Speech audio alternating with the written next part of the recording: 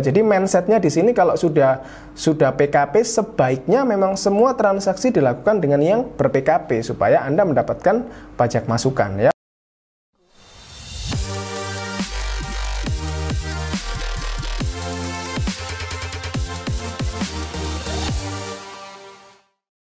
Halo Bapak Ibu, jumpa lagi dengan saya Lukas Setiawan. Hari ini saya akan membahas mengenai strategi ya, tax planning menyikapi kenaikan PPN 11% Bapak Ibu. Ya, jadi seperti yang Bapak Ibu tahu, per 1 April 2022 PPN ini naik jadi 11% ya, setelah sebelumnya 10%. Ya, jadi per 1 April 2022 Bapak Ibu, ya PPN ini sudah naik 11%. Dan ini adalah ibaratnya itu kenaikan tahap awal gitu ya, karena nanti paling lambat 1 Januari 2025 PPN itu akan naik jadi 12% gitu. Jadi memang dalam undang-undang itu ya, undang-undang HPP ya. Jadi kenaikan PPN ini ceritanya adalah produk dari UU HPP ya, Harmonisasi Peraturan Perpajakan. Di situ memang disebutkan bahwa PPN ini akan mengalami kenaikan bertahap Bapak Ibu ya, mulai dari 11% di 2022 dan naik menjadi 12% di paling lambat 1 Januari 2025 gitu ya. Jadi kalau paling lambat bisa jadi itu bisa lebih cepat gitu ya, tapi kapan kita tidak tahu gitu kan ya, karena memang tarif PPN di Indonesia ini tergolong masih cukup rendah ya jika dibandingkan dengan negara-negara lain ya. Jadi masih ada space yang bisa dinaikkan gitu untuk mendukung APBN negara gitu ya. Jadi kurang lebih seperti itu planning PPN ke depannya Bapak Ibu ya. Jadi akan ada waktunya nanti PPN jadi 12%, tapi yang sekarang masih 11% ya. Dan pertanyaannya adalah bagaimana kita sebagai pelaku bisnis ya menyikapi PPN tersebut gitu ya.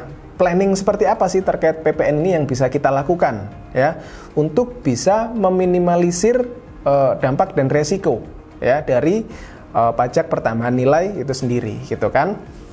Nah, yang pertama Bapak Ibu, pastikan gitu atau upayakan pembelian Anda itu dari supplier yang PKP Bapak Ibu ya.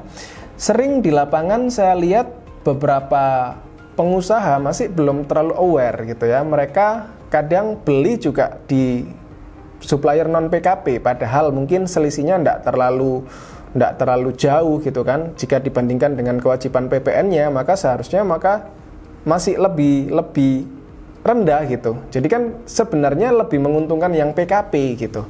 Nah, maka pengusaha harus mulai sadar bahwa ketika Anda beli di supplier PKP, Anda akan mendapatkan faktur pajak yang itu bisa dikreditkan untuk pembayaran PPN Anda gitu. Daripada karena tergiur harga yang sedikit lebih murah ya, tapi PPN-nya Anda tanggung semua tuh 10%-nya. Nah, itu akan jadi merugikan Anda juga gitu ya. Jadi buat Bapak Ibu yang belum ngerti ya, skema pembayaran PPN itu dibandingkan ya antara penjualan dan pembelian ya. Jadi misal Anda jual 15.000 ya, maka PPN yang ditagihkan adalah 1.500 ya. Tapi apakah yang dibayar 1.500? Tidak, jika Anda punya pembelian yang punya faktur pajak. Misal Anda beli 10.000 gitu ya, 10.000 ya, maka PPN masukannya adalah 1.000 gitu. Jadi yang Anda bayarkan tadi jual 15.000, PPN-nya 1.500 dikurangi PPN yang beli itu 1.000. Jadi Anda tinggal bayar 500-nya doang gitu. Tapi bedanya kalau Anda belinya bukan di supplier PKP, maka Anda tidak punya pajak masukan. Jadi PPN 1.500 itu tadi Anda harus bayarkan seluruhnya gitu. Nah, itu yang Anda harus benar-benar paham konsep pajak keluaran, pajak masukan tersebut gitu ya.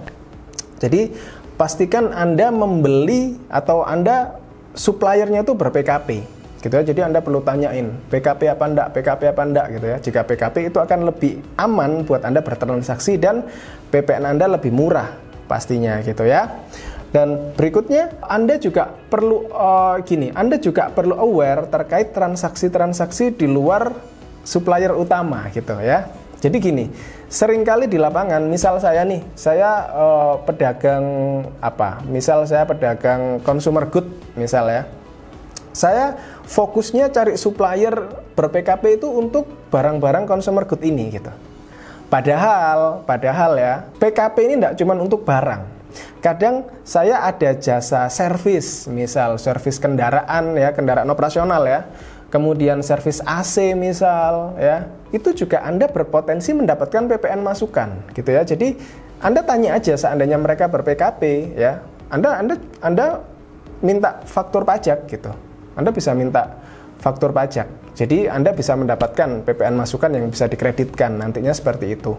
Kemudian misal Anda melakukan pembelian aset, misal itu juga bisa jadi salah satu itu bisa jadi salah satu cara Anda untuk mendapatkan PPN masukan juga gitu. Yang mana PPN masukan bisa dikreditkan mengurangi PPN yang harus dibayarkan gitu ya. Jadi Anda perlu minta deh purchasing Anda untuk cari supplier yang ber-PKP gitu ya. Jadi mindsetnya di sini kalau sudah PKP sebaiknya memang semua transaksi dilakukan dengan yang ber-PKP supaya Anda mendapatkan pajak masukan ya, baik itu barang utama ya, barang dagangnya atau jasa-jasa pendukung ya, atau pembelian aset seperti itu ya. Kemudian yang perlu Anda perhatikan juga adalah masalah administrasi perpajakannya.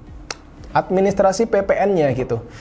Jadi sering di lapangan juga mereka terlalu fokus di operasional, administrasi tidak diperhatikan gitu. Telat bikin faktur pajak lah, telat lapor PPN lah, salah bikin faktur dan lain sebagainya, macam-macam ya. Jadi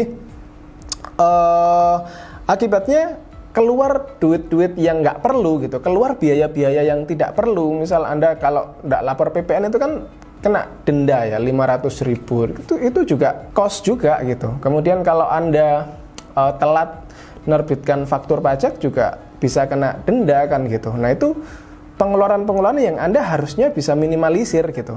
Makanya penting buat pelaku bisnis gitu ya, mereka punya administrasi yang baik ya. Kalau ngomong administrasi itu pasti erat kaitannya dengan masalah pembukuan gitu ya. Jadi buat Bapak Ibu yang PKP gitu ya, pastikan Anda punya pembukuan yang baik gitu ya. Jadi mustahil kita ngomong tax plan segala macam tanpa Anda punya pembukuan yang baik gitu ya. Jadi dari pembukuan itu Anda bisa mengatur pajak Anda bisa lebih hemat dan legal tentunya ya. Jadi administrasi perpajakan Anda harus perhatikan, tanggal setor, tanggal lapor ya, itu harus diperhatikan baik-baik gitu ya Bapak Ibu ya, supaya tidak muncul biaya-biaya yang seharusnya tidak perlu gitu ya.